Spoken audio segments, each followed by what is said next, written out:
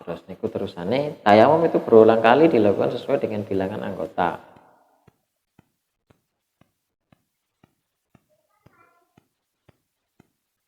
Maksudnya bilangan anggota niku nggih sing anggota yang wajib dibasuh. Lek wudu mangkan dalam syaratnya ada dua, wajah ambek tangan. Tapi lek mandi wajib itu kan rasanya seawak, tapi seawak mang ora dipisah-pisah. Makanya apabila dalam mandi wajib maka cukup satu tayamum meskipun anggota yang berhalangan lebih dari satu. Apabila dalam wudu maka ya tetap sesuai aturan itu wajah baru kedua tangan. Terus untuk yang tidak wajib tertib kayak tangan kanan dan tangan kiri itu ya terserah. Maka cukup satu tayamum untuk tangan.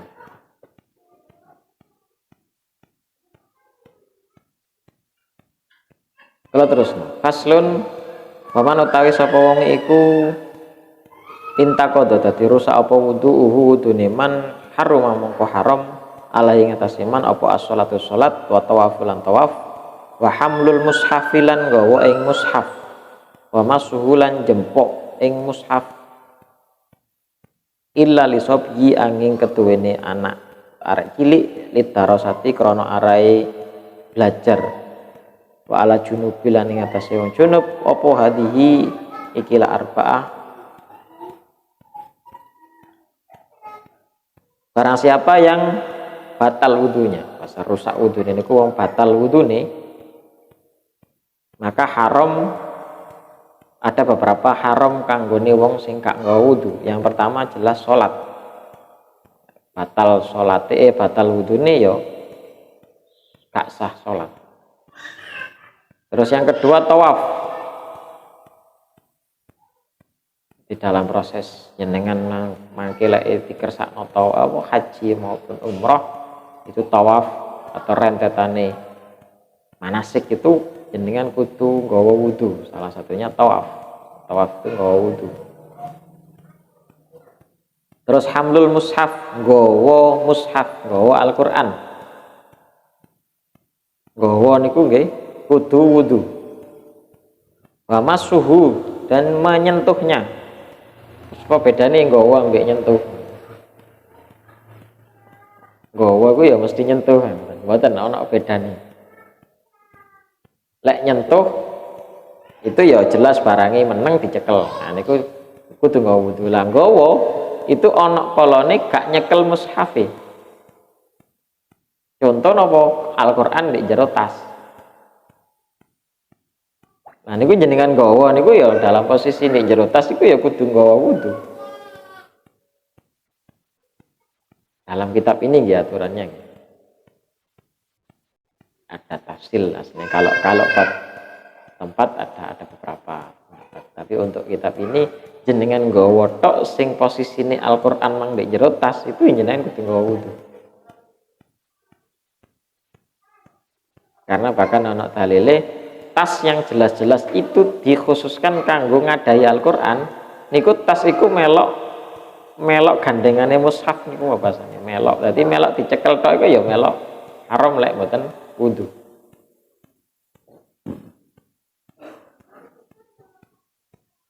Kecuali maksudnya nih illa lisobyi kecuali untuk anak-anak lidarosati yang dengan tujuan atau dengan arahe sinau atau belajar kayak arek ngaji TPQ lah misalnya lari TPQ ngoten niku ya lo ya wudu tapi kalaupun tidak wudu bukan masalah karena tujuannya hanya belajar niatnya kanggo belajar. Lari alit sing arahnya nyekel Quran atau nggak Quran kanggo belajar ini diperbolehkan tidak berwudu.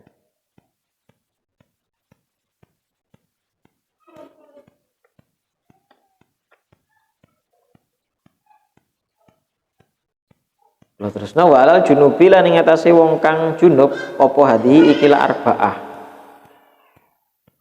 Nah kanggone wong junub hadas gede keempatnya tadi juga termasuk haram.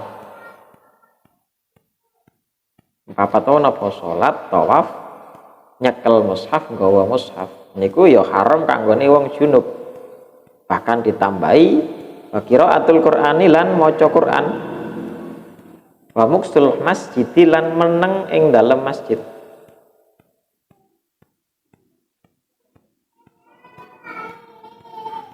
Dileke wong junub ana tambahane maneh maca Qur'an selain papat memang ditambahi maneh ya maca Qur'an ya meneng di jero masjid niku haram.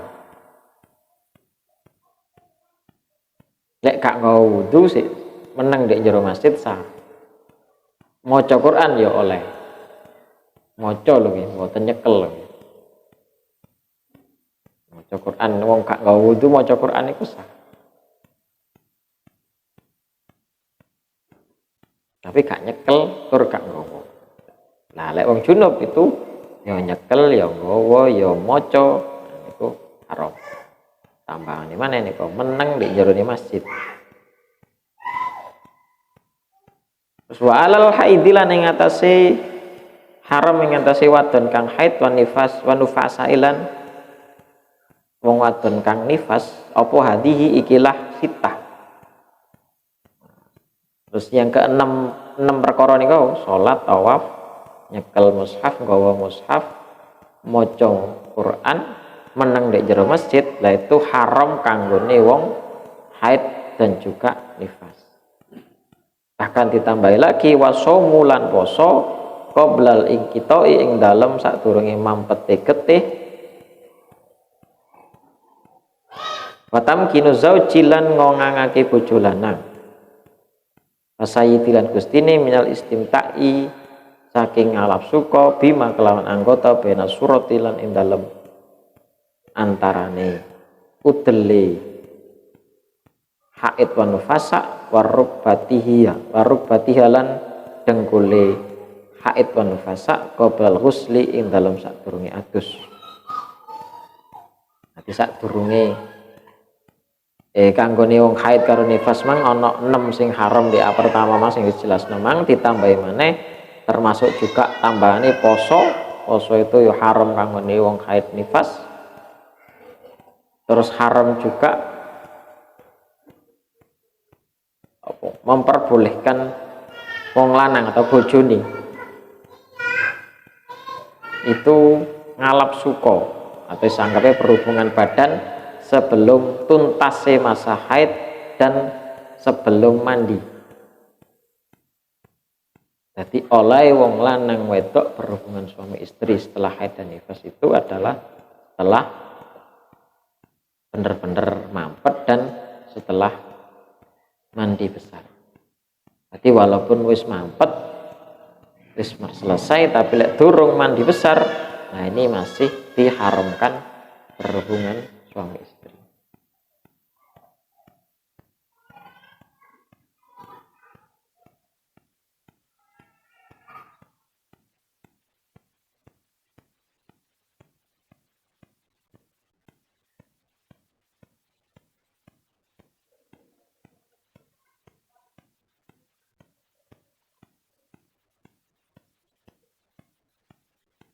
Terus kejelasan ini kita bagi orang yang hadas haram membawa dan menyentuh mushaf Al-Quran dan lembaran atau papan yang tertulis ayat Al-Quran. Hukum tersebut juga berlaku untuk kitab tafsir. Membawa kitab tafsir bagi orang-orang yang hadas hukumnya juga haram jika teks Al-Qurannya lebih banyak daripada tafsirnya. Sedangkan menyentuh lembaran tafsir menurut Imam Romli hukumnya haram jika yang disentuh hanya ayat Al-Qurannya saja atau ayat dan tafsirnya, namun ayat Al-Qurannya lebih banyak.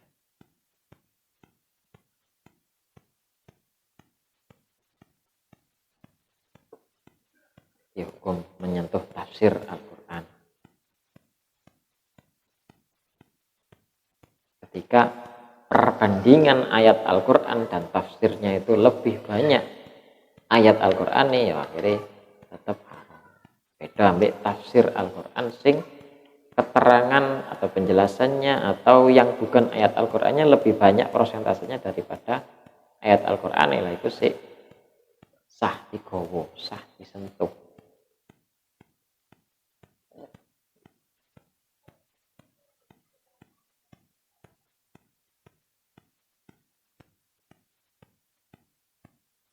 Pun. Faslun minasyuruti sholati taharatu anin najasah. Allah taala alam. Terus ini bagian dari syarat sholat yakni suci dari najis. Untuk pertemuan selanjutnya.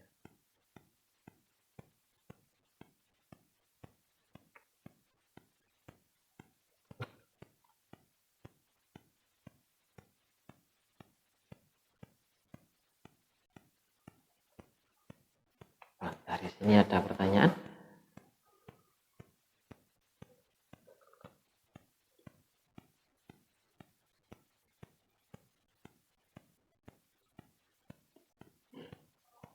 Kenapa, Chris?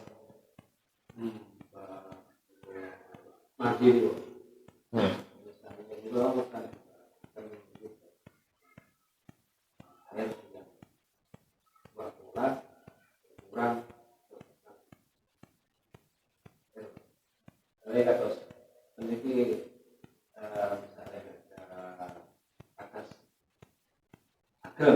Atas besar.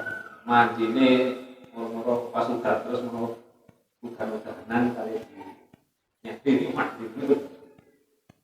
Enggak masalah. Kan yang penting airnya suci dan mensucikan. Syaratnya itu kan suci, airnya suci dan mensucikan, itu mutlak. Selain ada yang sudah dijelaskan tadi kan air yang tidak mensucikan toh, yang bercampur barang suci, bercampur najis, air mustakmal.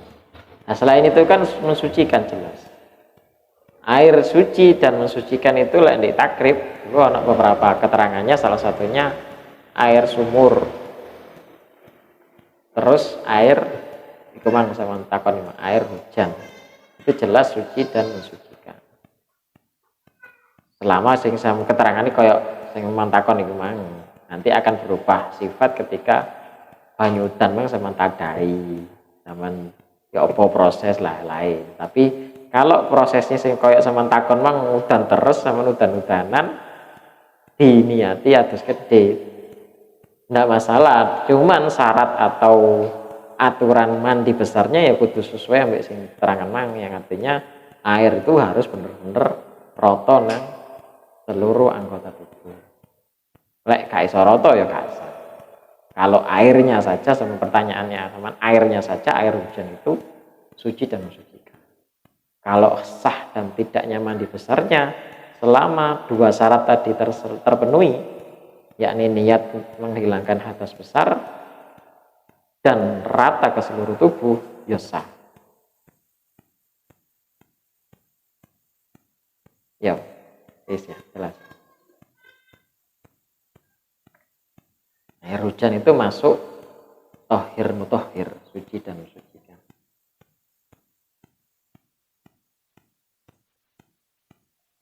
Cara atus gede nih ya mang, niat plus airnya merata ke seluruh tubuh, anggota luar tubuh, bukan anggota dalam. Bun, yang lain? Kenapa? Air hangat itu sebenarnya tidak tahu.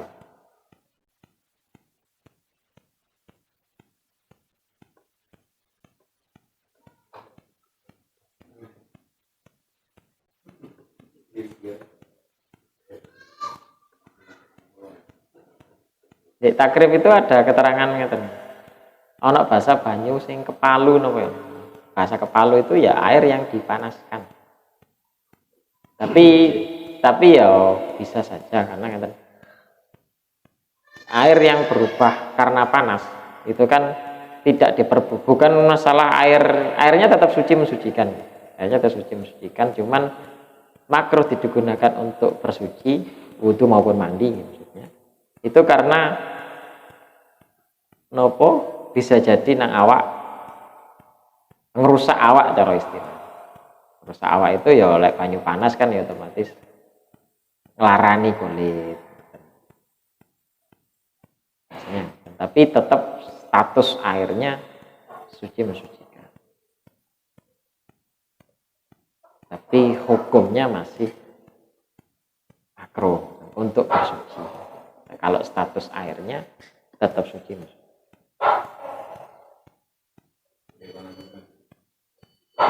Air tawar itu kan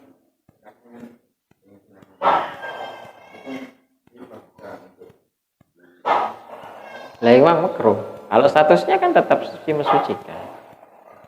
Jadi ketika banyu diadai di toren atau di wadah sing tekok wesi terus akhirnya kepanasan itu kan pasti banyunya ya panas.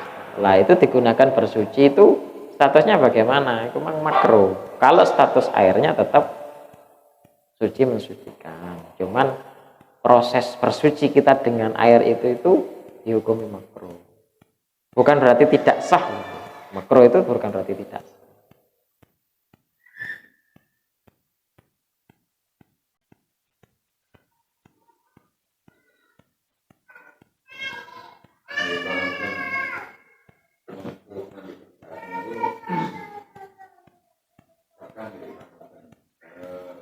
ketika kita nih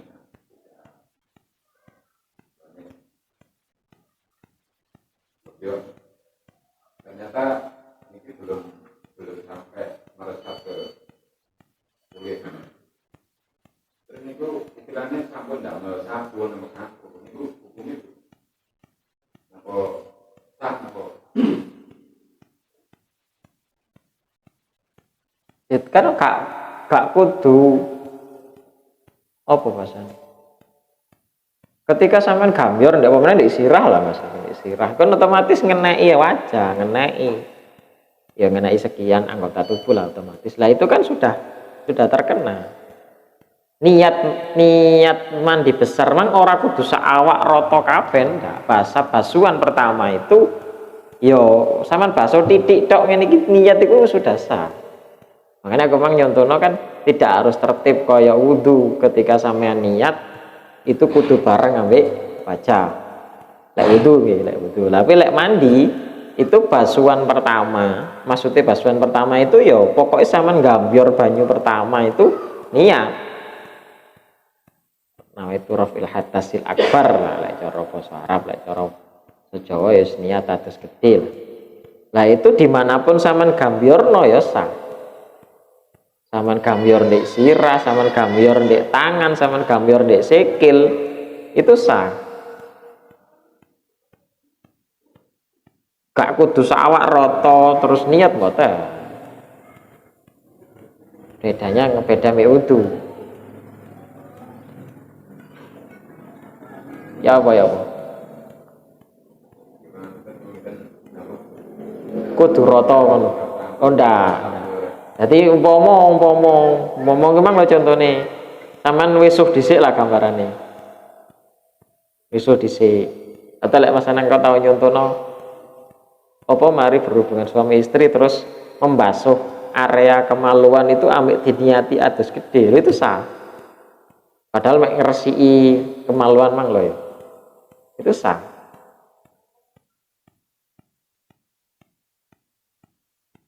Kemarin terus mari membasuh itu terus diterusno wape sawah kan sah sudah sah.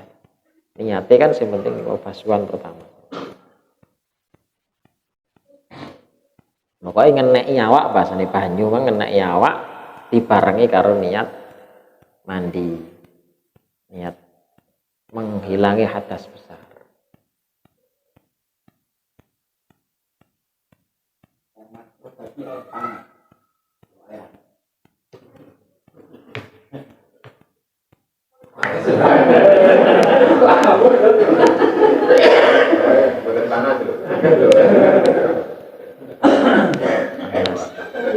Tapi di kitab itu sebenarnya air panasnya itu yang di logam sebenarnya di wadah air terkena matahari yang posisi airnya itu berada di wadah yang terbuat dari logam karena rawan ya karena bahasanya di kitab itu rawannya bahan apa bahan besinya tadi itu bercampur dengan air sehingga itu bisa membahayakan ke kulit itu aslinya.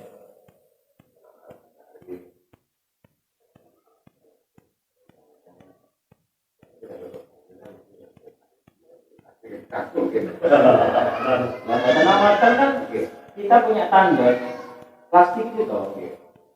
Tapi sini kan yang dianggap Pak pasti Pak. Kalau kok Bang Pak.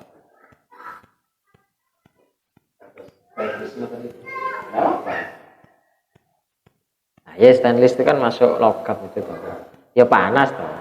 Tapi kan makanya kan masuk makro lah sing stainless. Yang dikhawatirkan kan kita wajahnya itu Logam yang berbahaya.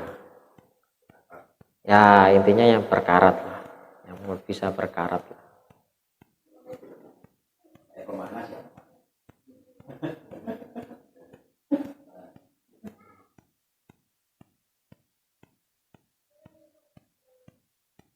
Pintu nih.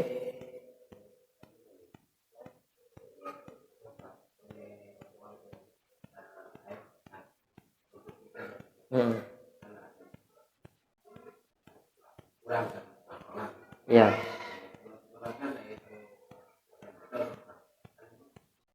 Pede.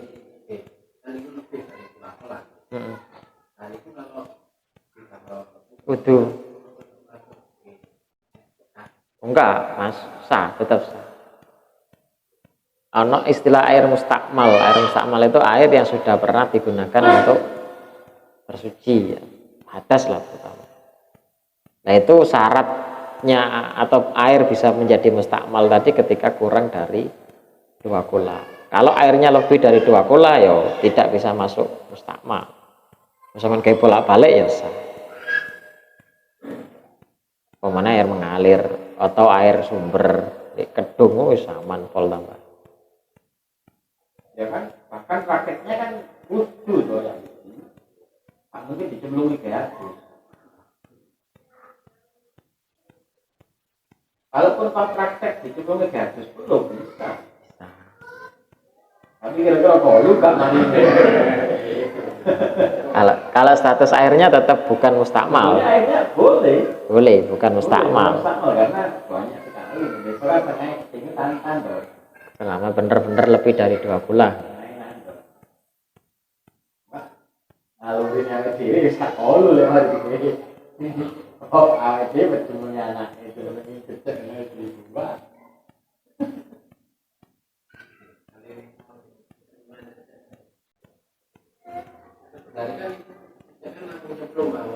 Ya.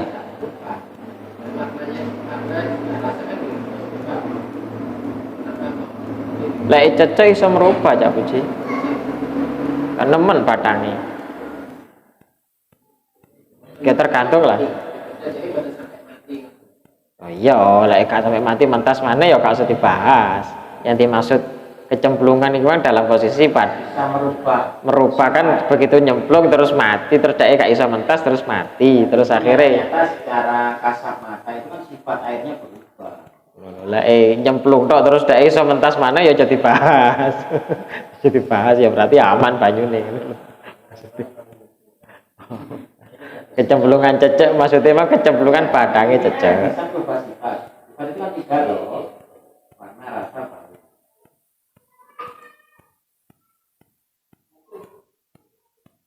Kecemplungan batangnya cecek maksudnya.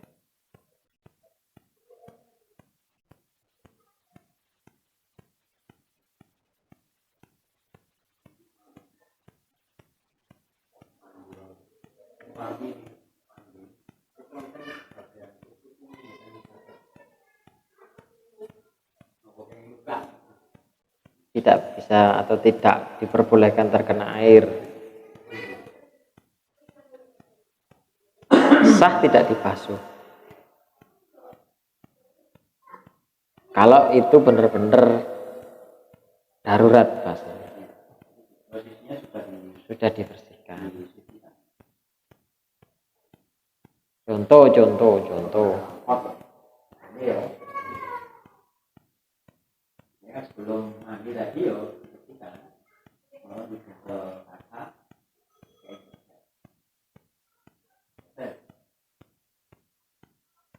Atau contoh kayak wong nopo wong mari kecelakaan patah kan otomatis sikil mbok tangan sing kena gips yang yang otomatis banyu kan gak iso mlebu.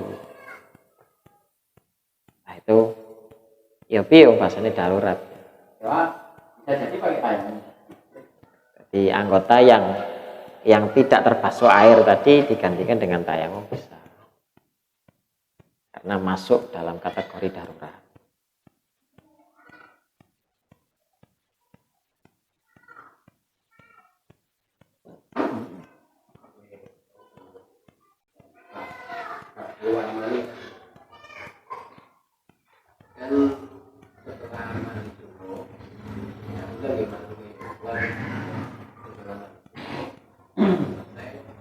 Nanti dalam waktu 1 jam itu tiba-tiba keluar lagi itu nanti kembali lagi.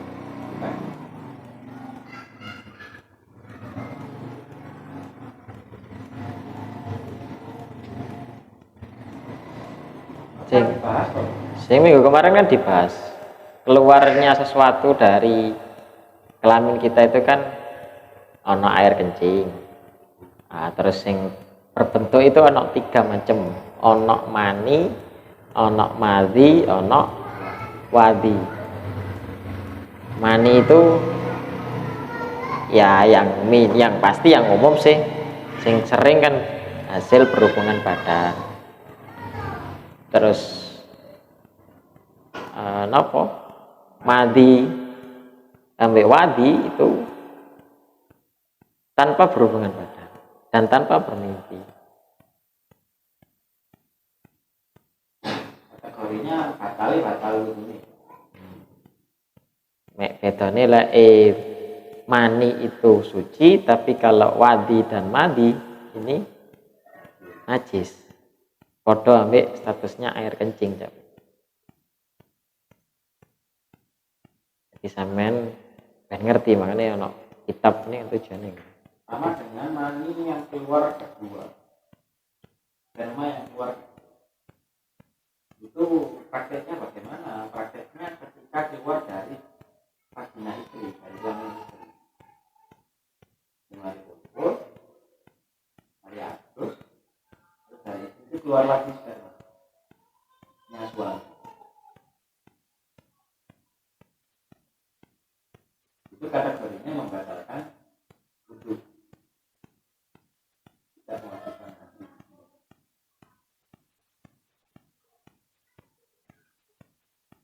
Nah kan ini kayak sperma itu kan betulnya ono pena nih Pak.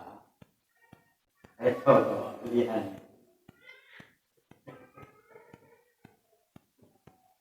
Dan bahkan warna, rasa dan baunya kan khas.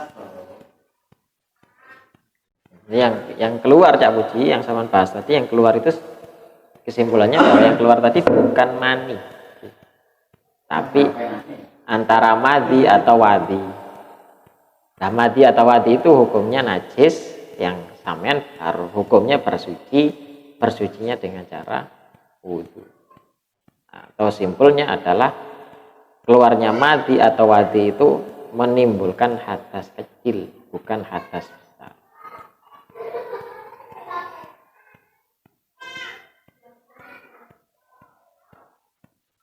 Ya diresi'i terus wudhu, tidak harus mandi karena itu hadas kecil.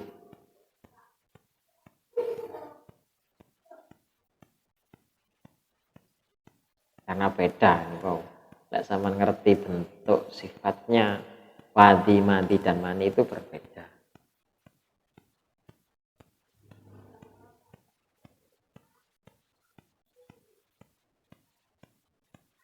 Sedetail itu kita ono jenenge madi, ono jenenge wadi, ono jenenge mani. Itu kaitannya dengan medis.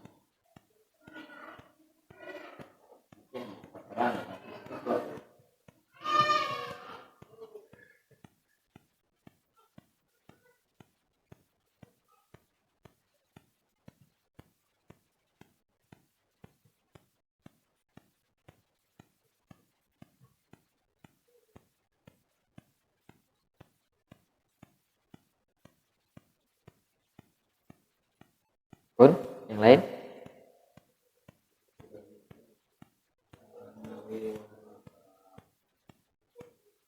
Itu misalnya pindah pas itu dari mantul kok hamilnya telas ini pindah telah itu mama kasih TP kan di ini orang urusan kali mandi besar ini kita misalnya kan kalau mana itu nanti atas ya mau suatu cuma membersihkan wilayah kemaluan setelah itu diniati atas besar nanti harus besarnya di pagi karena itu sudah apa kan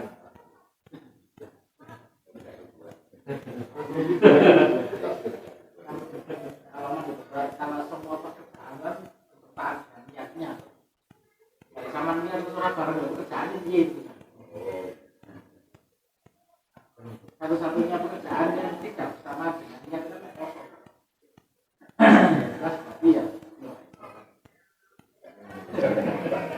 orang-orang budayanya itu kalau yang diatus kok pakai musang itu kan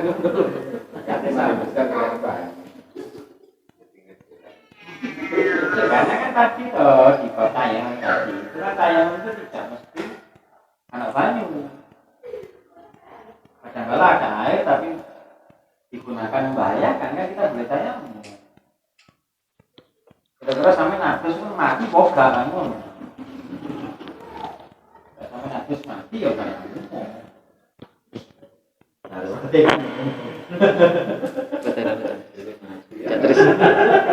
Catris. Patena. Ini itu saya kali